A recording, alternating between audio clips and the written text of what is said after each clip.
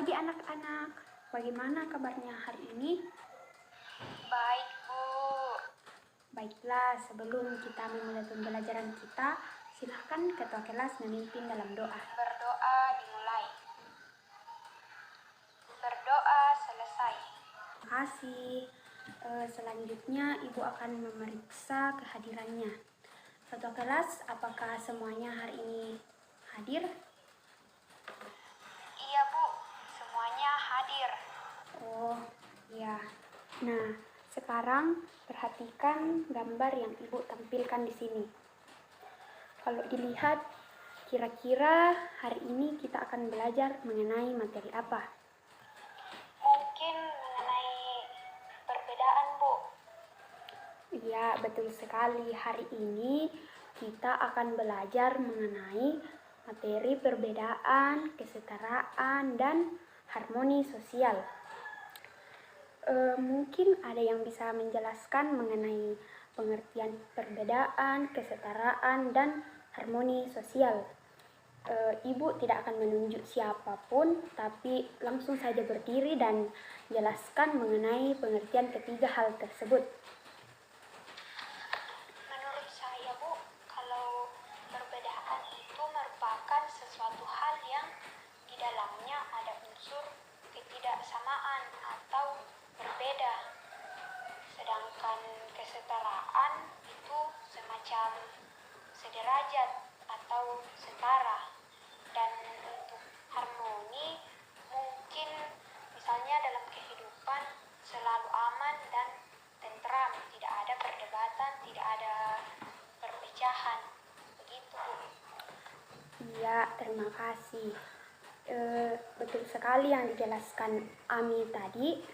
Jadi, perbedaan ini merupakan sesuatu yang menjadikan berlainan atau tidak sama antara benda yang satu dengan benda yang lain. Atau juga perbedaan adalah sesuatu hal yang memiliki pembeda dari satu sisi atau satu faktor tertentu, atau sesuatu yang membedakan antara pihak satu dengan pihak yang lainnya. Untuk kesetaraan sosial adalah tata politik di mana semua orang yang ada dalam suatu masyarakat atau kelompok tertentu memiliki status yang sama. Sedangkan untuk harmoni sosial ini sendiri, harmoni sosial merupakan kehidupan sosial yang selaras, sehingga dalam kehidupan ini menghasilkan kehidupan yang tentram dalam masyarakatnya. Jadi, apakah semua sudah mengerti mengenai pengertian dari perbedaan, kesetaraan, dan harmoni sosial ini? Mengerti, Bu. Ya, bagus. Ibu lanjut. Tujuan pembelajaran kita pada hari ini yaitu yang pertama, siswa mampu mendeskripsikan pengertian perbedaan, kesetaraan, dan harmoni sosial.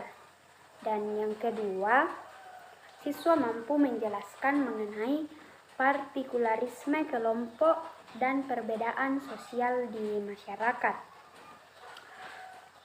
Jadi dalam kehidupan kita, dalam lingkungan tempat tinggal kita, kita tahu bahwa ada banyak sekali perbedaan antara kita dengan tetangga-tetangga kita, dengan orang lain di sekitar kita. Jadi sangat penting sebagai makhluk sosial, sebagai manusia yang membutuhkan orang lain, kita ini harus memiliki sifat atau kita harus mampu menjadi pribadi yang bisa menghargai perbedaan-perbedaan yang ada agar tidak menciptakan atau tidak terjadi konflik. Jadi kita harus saling menghargai dalam kehidupan kita.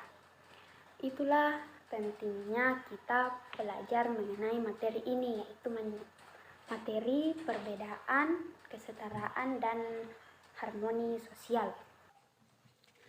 Selanjutnya Ibu akan membagi kelompok yang Setiap kelompok terdiri dari 5 orang.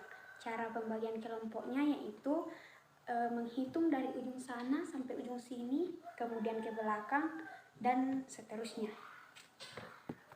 Untuk materi yang akan dibahas dalam setiap kelompok yaitu mengenai bagaimana partikularisme kelompok dan perbedaan sosial di dalam masyarakat.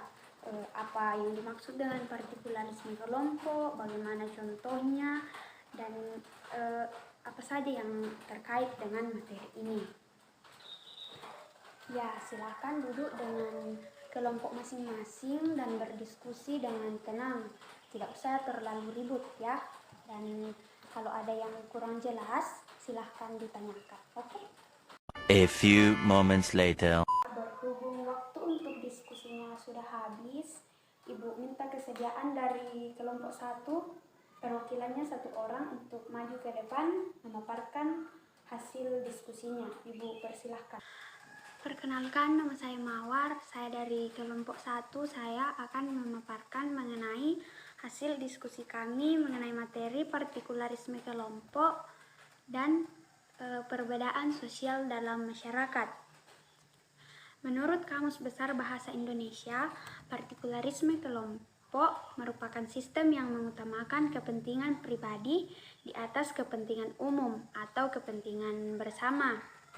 Partikularisme kelompok adalah sistem yang mengutamakan kepentingan kelompok di atas kepentingan umum, sehingga memunculkan sikap egois, primordialisme, etnosentrisme, dan cenderung tertutup dengan kebudayaan lain.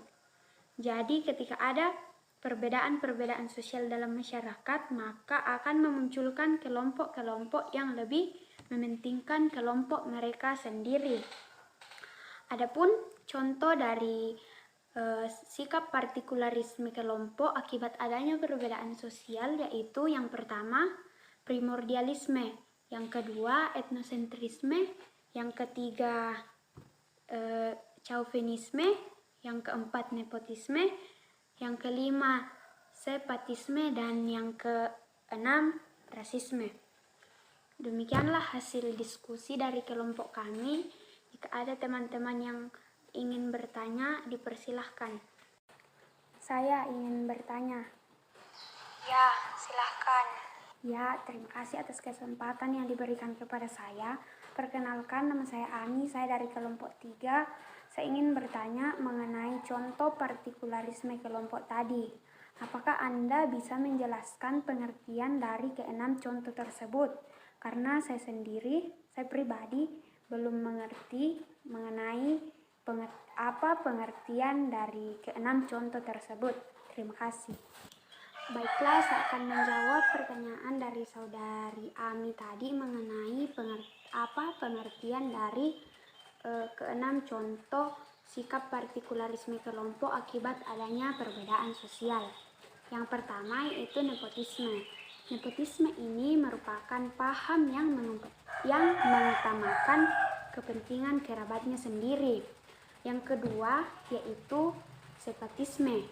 Sepatisme artinya paham yang bertujuan memisahkan diri dari daerah tempat tinggalnya. Yang ketiga yaitu rasisme, merupakan paham yang menganggap rendah perbedaan fisik dari kelompok tertentu. Yang keempat yaitu primordialisme. Primordialisme dapat diartikan sebagai suatu paham yang memegang teguh nilai-nilai dalam kelompoknya yang dibawa sejak lahir. Yang kelima yaitu etnosentrisme. Etnosentrisme merupakan sikap atau paham yang memandang budayanya lebih baik dibanding budaya lain. Dan yang terakhir yaitu chauvinisme. Chauvinisme ini merupakan suatu paham yang mengagungkan bangsa atau negaranya sendiri dan memandang rendah negara lain, atau bisa juga disebut bentuk kecintaan yang terlalu berlebihan terhadap negaranya atau bangsanya sendiri. Terima kasih. Apakah saudari Ami bisa menerima penjelasan tersebut atau Apakah masih ada yang ingin dipertanyakan lagi? Ya, terima kasih atas penjelasannya. Saya rasa sudah cukup. Iya, terima kasih kembali. Demikianlah pemaparan dari saya. Lebih dan kurangnya mohon dimaafkan. Sekian dan terima kasih.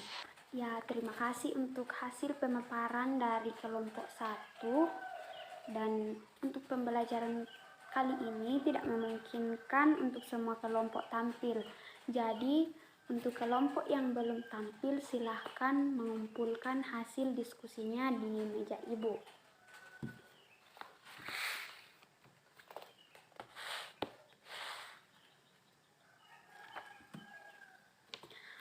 Kesimpulan dari hasil diskusi kita kali ini yaitu keberagaman dalam masyarakat tidak hanya menciptakan keunikan, namun juga menciptakan sikap partikularisme kelompok yang dimana sikap ini lebih cenderung ke mementingkan kepentingan kelompoknya sendiri dibanding dengan kepentingan publik atau kepentingan umum atau kepentingan bersama.